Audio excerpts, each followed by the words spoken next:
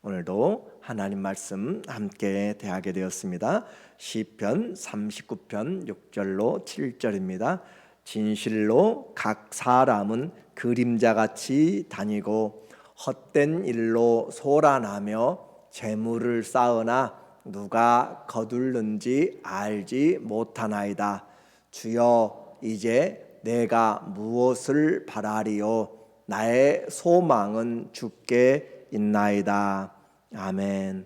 오늘은 삶에서의 노래 41번째로 중한 병 중의 노래라는 주제로 말씀을 같이 나누도록 하겠습니다. 인생을 살다 보면 원하지 않는 질병들이 찾아올 때가 있습니다. 아무도 병을 갖기를 원치 않지만 우리가 죄를 지음으로, 아담의 죄로 인하여서 이 땅에 사는 동안 우리에게 질고가 있게 되었어요. 시편에서 특별히 이와 같은 질병에 대하여 다윗은 어제 보았던 38편에서 그의 죽을 병에 대하여 정말 얼마나 많이 힘들었는지, 허리가 굽어지고 온 몸에 열이 나고 또 상처가 썩어가고 냄새가 나며 또 그의 눈동자가 풀리게 되는 것까지, 그는 삶에서의 고난이 얼마나 큰지를 우리에게 말해주고 있습니다. 39편에 이어서도 다윗이 그 질병 때문에 하나님 앞에 기도하는 내용이 나와요. 그 기도를 통하여서 우리가 이와 같이 중한 질병, 그래서 이 중한 질병뿐만 아니라 병으로 인하여서 자기를 모욕하는, 또 몰아가는 그런 원수들의 고소를 듣고 또 즐거워하는 것들을 보며, 또 자기의 가까웠던 친척, 친구들이 떠나고 심지어 가족들도 그의 말을 듣지 않고 오히려 그는 죽어가는 사람으로 내팽개쳐진 그런 삶으로 나는 듣지 못한 자 같이 여김을 당하고 라고 그렇게 표현하는 절망적인 상황들을 우리에게 말해 주었습니다. 그러나 그와 같은 상황에서 내일을 알지 못할 정도로 온 몸이 그렇게 죽어가는 그런 상황에서 중한 질병 가운데서 다윗이 하나님을 찾고 있는 것을 보았어요. 오늘도 이와 같은 진퇴양난의 길에서 어떻게 할 것인가 라고 이야기하고 있어요. 먼저 다윗은 자기를 살피는 신앙으로 그렇게 이야기하고 있습니다. 1절에 보니까 내가 말하기를 나의 행위를 조심하여 내 혀로 범죄하지 아니하리니 악인이 내 앞에 있을 때 내가 내 입에 재갈을 먹이리라 하였도다. 이 다윗이 하나님 앞에서 그의 자신을 살펴보게 되는데, 사람들에게 내가 이렇게 잘못이 없다고 이야기해도 그들은 듣지 아니하고, 또 악인들은 사건의 진실이나 또 그 팩트보다는 자기가 원한 쪽으로 이야기를 만들어 가는 것이에요. 무슨 말을 내가 변명을 하면 그 변명을 또 다른 각도에서 다른 일을 꾸미게 되므로 이제 다윗은 그런 일들에 아주 진절머리가 났어요. 그래서 내가 다시는 악인에게 나의 변명조차도 하지 않겠다라고 그렇게 아예 다짐을 해버립니다. 그래서 2절에 내가 잠잠하여 선한 말도 하지 아니하리니 나의 근심이 더 심하도다. 악인이 이렇게 하면 나는 분명히 하지 않았는데도 불구하고 모략을 하고 중상을 하고 사람들에게 수근수근하고 그렇게 나쁜 소문을 퍼뜨려가는 그와 같은 상황에서 얼마나 힘들고 어렵겠어요. 변명을 분명히 해도 그것을 또 하나의 문제로 만들어서 해나가는, 그렇게 괴가는 사람들, 우리는 악한 자들의 괴계를 대적하라. 마귀의 괴계, 그들이 머리를 쓰고 플랜을 짜고 플롯을 만들어가는 그런 것들이 얼마나 강한지 그것을 이야기하고 있는 거죠. 그래서 그는 다시는 내가 잠잠해서 선한 말도 내가 바른 말도 하지 않겠다라고 하니 그 속에서 불이 나고 있는 것이죠. 얼마나 답답한지 심사가 뒤틀리고 또 억울하죠. 우라가 치밀죠. 하지 않는 일에 뒤집어 쓰는 그런 모욕감, 분명히 선한 일로 선한 목적과 행위를 보였음에도 불구하고 오해하고 모함하고 시기하는 것, 너무나 많은 사람들이 이와 같은 것들을 경험하는 것들을 알게 되죠. 다윗이 그랬고 이 세상에서도 그래요. 3절에 보니까 내 마음이 내 속에서 뜨거워서 하나님 앞에서 그가 이 원수들 앞에서 해야 되는데 할 말을 하지 못하고 있어요. 작은 소리로 읊조릴 때 불이 붙으니 나의 혀로 말하기를, 속에서 불이 붙는 건 말할 수 없는, 말을 더 들어주지 않고 오히려 그것을 다른 핑계로 삼아가기 때문에, 그래서 너무너무 답답해서 속에서 화병이 날 정도로 그렇게 힘든데, 그래서 드디어 참고 참지를 못하고 털어놓게 됩니다. 그런데 그것은 사람에게가 아니라, 원수에게 털어놓는 것이 아니라 하나님 앞에 털어놓는 것이에요. 그래서 4절에 여호와여, 내 속에서 불이 나서 너무너무 화가 치밀어서 그렇게 하나님 앞에 털어놓는데, 하나님 앞에 한탄이죠. 그렇게 여호와여, 나의 종말과 나의 연한이 언제까지인지 알게 하사, 내가 나의 연약함을 알게 하소서. 갑자기 분위기가 바꿔지는 것 같은데, 이 다윗이 하나님 앞에 자기 인생을 향하여서 기도하고 있습니다. 우리 인생이 이렇게 한탄하고 또 이렇게 싸우면서 지나가면서 너무 짧은데, 또 내 몸은 병들고 원수들은 나를 둘러싸고 이 많은 일들 가운데서 어떻게 해야 될 것인지, 그래서 이렇게 약한 인생일 줄이야 사람들은 다 꿈을 꿔요. 다 내가 뭔가 이뤄볼 수 있겠다고 생각하고, 내가 병에서 나으면, 내가 직장을 잡으면, 내가 새롭게 무언가를 하기 시작하면, 형편이 좋아지면 꿈을 꾸지만 우리 인생이 얼마나 연약한지 내 마음대로 쭉 가지를 못해요. 권불 10년이란 말도 있고 화무 11홍이란 말도 있잖아요. 아무리 화려한 것도 10일을 그렇게 가지 못한다라고 하는 것처럼, 우리 인생을 제대로 보지 못하면 우리 인생을 살 수가 없습니다. 이렇게 약한 인생일 줄이야. 우리 인생이 바람같이 날아가요. 그래서 지혜로운 자는 자기의 남은 날을 계수하면서 꼭 필요한 삶을 살 것을 생각하는 거죠. 그래서 자기 날을 계수하는 것, 우리의 짧은 종말이 다가오고 있기 때문에, 그래서 나의 종말과 연한이 언제까지인지 알게 하셔서 정말로 얼마 남지 않았다면 더 지혜로운 일을 해야 되는 거잖아요. 얼마 남지 않았다면 정말 더 중요한 것에 마음을 쓰고 시간을 쓰고 우리의 재능을, 하나님이 주신 사명을 감당해야 하잖아요. 그래서 나의 연약함을 알게 하소서라고 기도합니다. 다윗의 기도만이 아니라 모세가 보는 인생관도 이와 같습니다. 시편 90편 9절에 보니까 모세가 말하기를, 우리의 모든 날이 주의 분노 중에 지나가며, 우리가 산다고 살지만 주님 앞에서 보면 다 티끌 같고 우리가 주님 앞에서 죄만 짓고 있는 거잖아요. 우리가 하루 살면서 주님 앞에 올바로 얼마나 살아서 영광을 돌리겠어요. 우리의 선함이 하나님 앞에 무엇이에요? 우리가 선하다고 해도 그것은 다 더러운 옷과 같으며 우리의 의도 더러운 옷과 같다라고 이야기하잖아요. 그런 것처럼 우리의 지나간 날들이 전부 다 주님의 주님이 보실 때는 합당하지 않은 그런 삶이기 때문에, 죄에 대해서 분노하시는 그 분노 중에 지나가며 우리 평생이 순식간에 다하였나이다. 평생이 돌아보면 휙 하고 날아온 순식간에 다 지나가 버렸어요. 우리의 연수가 70이요 강건하면 80이라도 그 연수의 자랑은 수고와 슬픔뿐이다. 우리 얼굴에 써 있잖아요.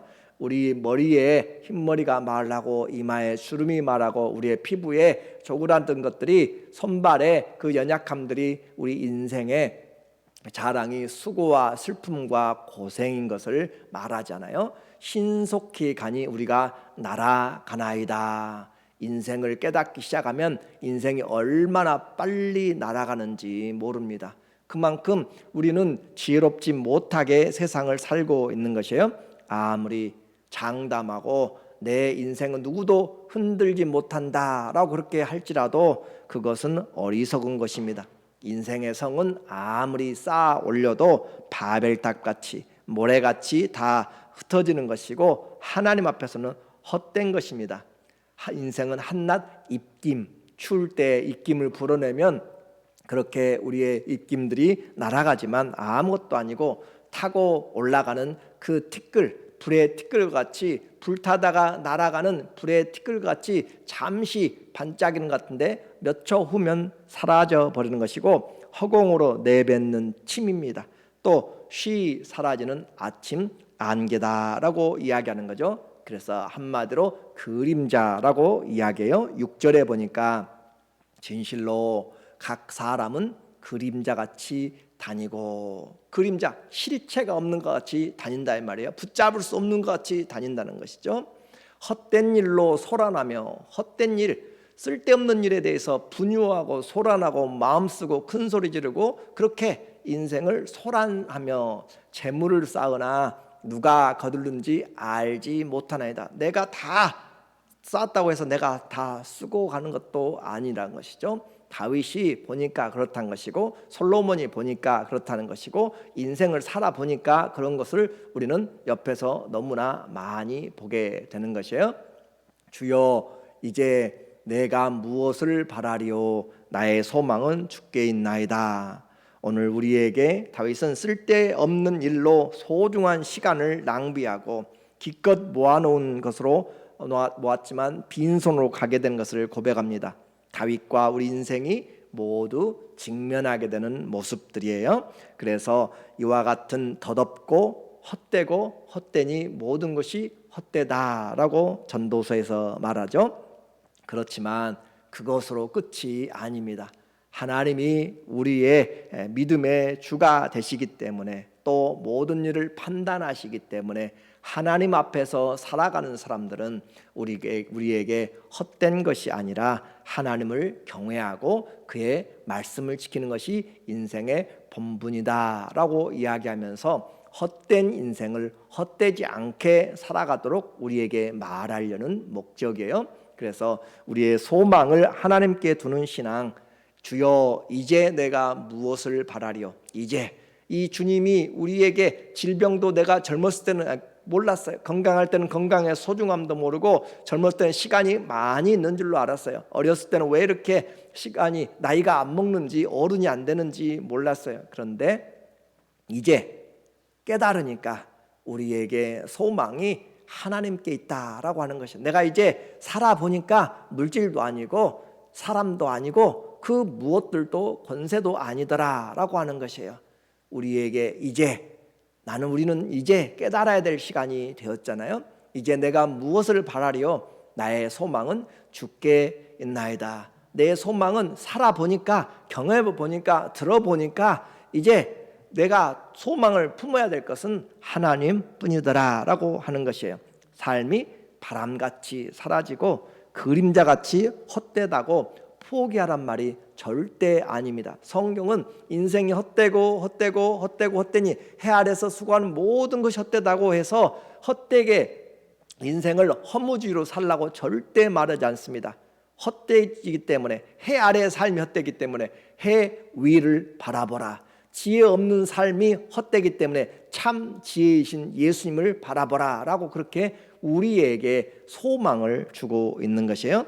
진정한 소망, 영원한 소망을 찾으라고 권고합니다.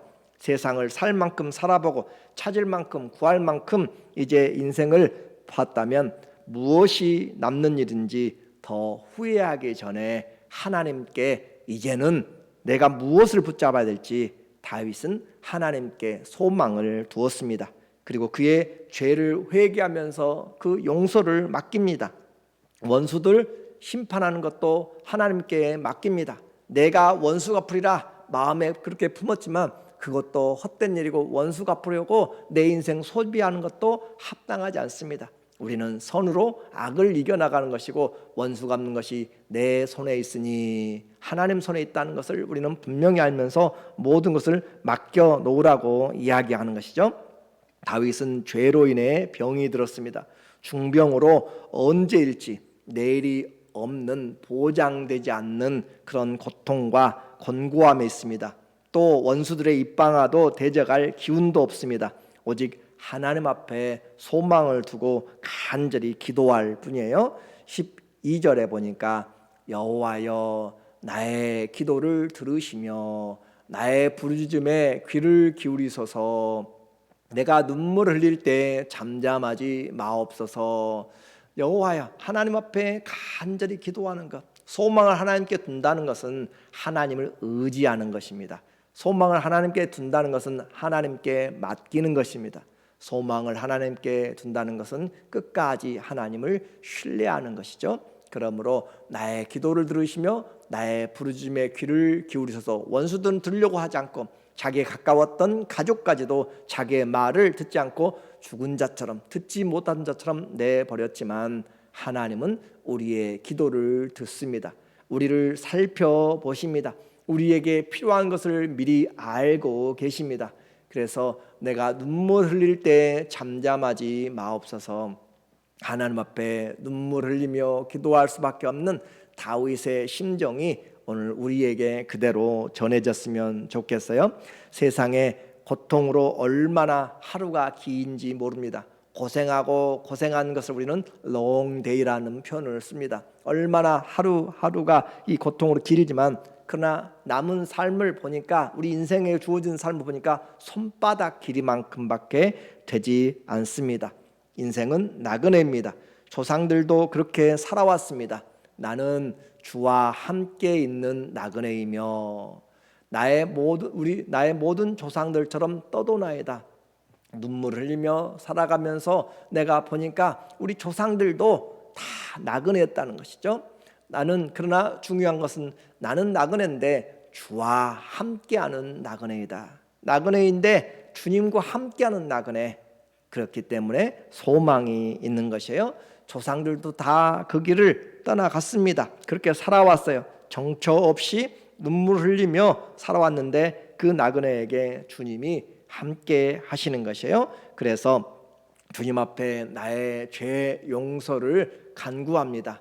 그리고 주님 앞에 내 인생을 죽을 병에서 건져주시기를 기도합니다. 13절에 보니까 그는 마지막으로 말하기를 주는 나를 용서하사, 더 정확하게는 주님은 눈을 내게로 돌려주세요 그 말이에요. 주님 눈을 내게 돌려주세요 라고, 주님 그러면서 나를 용서하사 내가 떠나 없어지기 전에 나의 건강을 회복시키소서. 내가 떠나 없어지기 전에 주님, 내가 이 질병으로 죽을 때 내가 무엇이 주님에게 유익이 됩니까? 원수들의 그 저주와 또 사람들에게 덕이 되지 않는, 그러므로 주님 내가 이와 같은 것으로 하지 아니하고 하나님의 은혜 중에 내가 주의 삶을 살다가 떠나갈 수 있도록 주님 나의 건강을 회복시키세요 라고 그렇게 기도하는 것이에요. 다윗은 인생의 고비마다 하나님 앞에 기도하는 사람이었습니다. 우리는 이 시편 1편부터 첫번 41편까지 거의 다윗의 시가 되는데, 그의 인생에서 목자이기 전에, 장군이기 전에, 또 왕이기 전에 그는 기도하는 사람이라는 것을 꼭 기억해야 됩니다. 인생 고비마다 기도하였어요. 하나님께 소망을 두었어요. 그러므로 중병도 그의 기도를 막지 못합니다. 원수들의 그 저주도 기도를 막지 못합니다. 그리고 그 어느 것들도 사람들이 다 떠나가도 그는 하나님 앞에 기도하고 있어요. 헛된 인생조차, 짧은 인생조차 기도를, 하나님 앞에 소망을 두는 기도를 멈추지 못합니다.